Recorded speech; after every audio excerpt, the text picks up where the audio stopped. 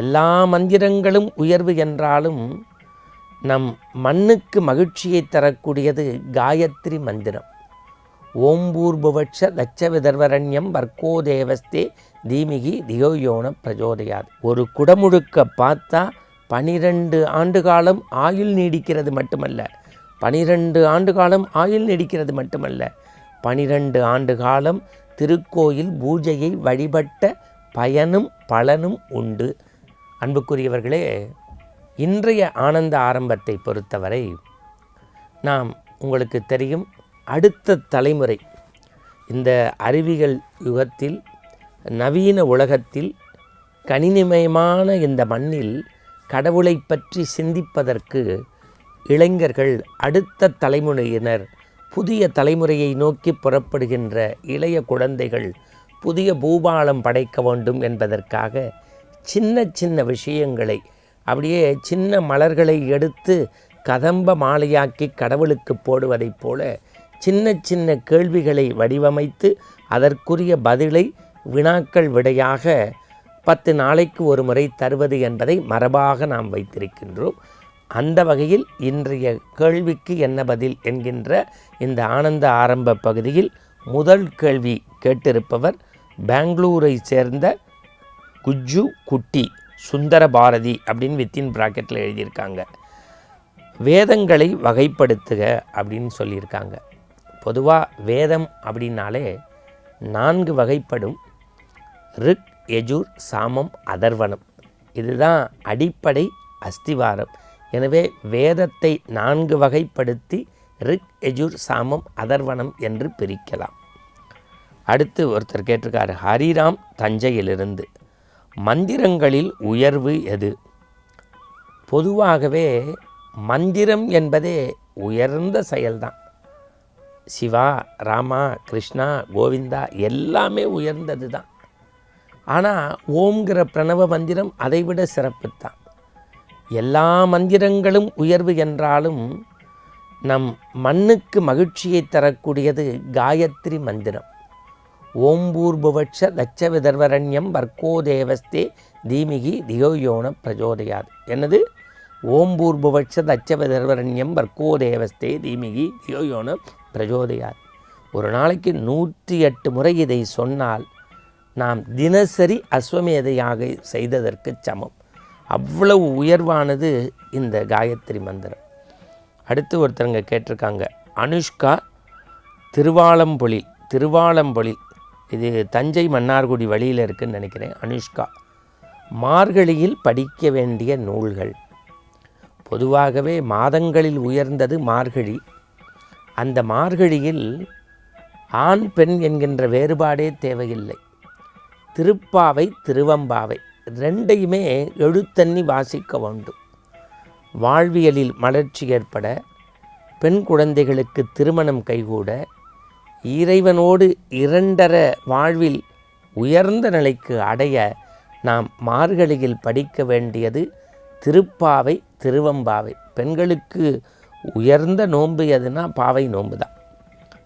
அடுத்து ஒருத்தர் அழகாக கேட்டிருக்காரு, நம்முடைய அசோக் என்று திருச்சியிலிருந்து, பாம்பன் சுவாமிகளை பற்றி குறிப்பு சொல்லுங்கள்.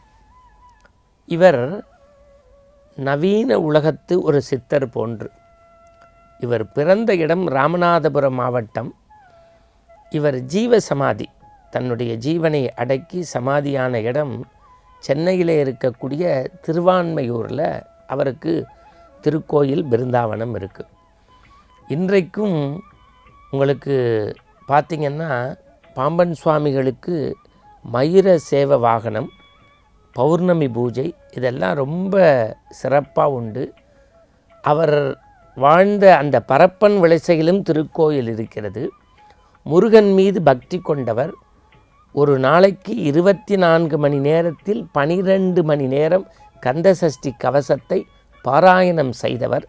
6666 பாடல்களை இந்த மண்ணுக்கு தந்த அருணகிரி கச்சியப்ப சிவாச்சாரியார், அந்த வடிகிலே வந்த முருகப்பித்தர், முருகன் அருள்காட்சியை பெற்றவர்.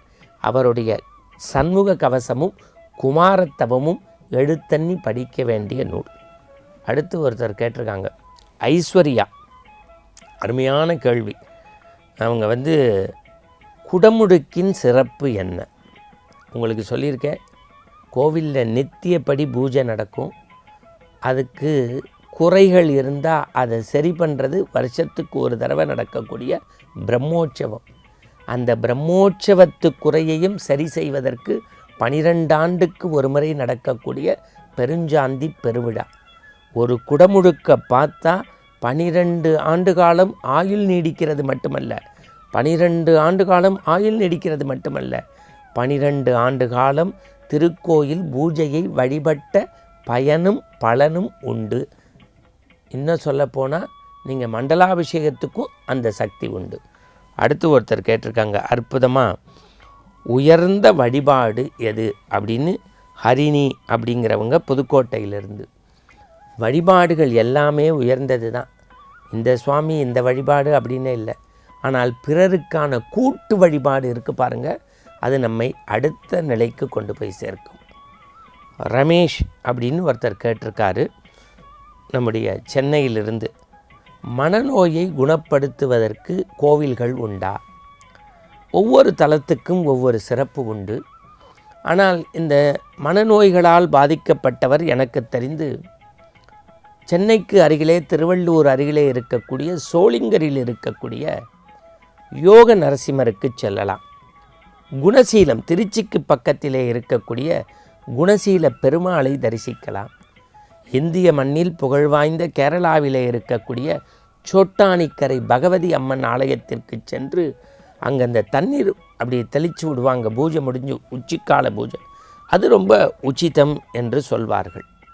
இந்த கோவில் வழிபாட்டின் பயன் என்ன அப்படின்னு கேட்டிருக்காங்க ஆனந்தின்னு ஒருத்தங்க. அற்புதமான கேள்வி. அதோடு இன்றைய பகுதியை நம்ம நிறைவு செய்கிறோம். ஒவ்வொரு வழிபாட்டுக்குமே ஒரு சிறப்புன்னாலும், காலையில் இறைவனை வழிபட்டால் பிணி போக்கும். அப்புறம் நண்பகல், அதாவது இந்த உச்சிக்கால வேலை பூஜைன்னு சொல்லுவாங்களே, அப்போ வழிபடுகின்ற போது செல்வம் பெருகும். சாயரட்ச, இந்த சாயந்தரம் பூஜை பார்த்திங்கன்னா நீங்கள் நம்முடைய பாவங்கள் கரைந்து ஓடும். பள்ளியறை பூஜைன்னு, அர்த்தசாம பூஜைன்னு சொல்லுவாங்க, வீடு பேறு கிடைக்கும். இப்படி சின்ன சின்ன செய்திகளால் நம்முடைய செவிகளை சுத்தம் செய்யக்கூடிய ஆன்மீக வினாவிடை நமக்கு ஆனந்தத்தை தந்திருக்கும். நாள்தோறும் இறை நாமத்தை சொல்வோம், நல்லதே பேசுவோம், நல்லதே நடக்கட்டும், நல்லதே பார்ப்போம், பிறருக்கு நம்மால் முடிந்த உதவியை செய்து நாளும் உயர்வோம். மீண்டும் நாளை காலை சந்திப்போம். வணக்கம்.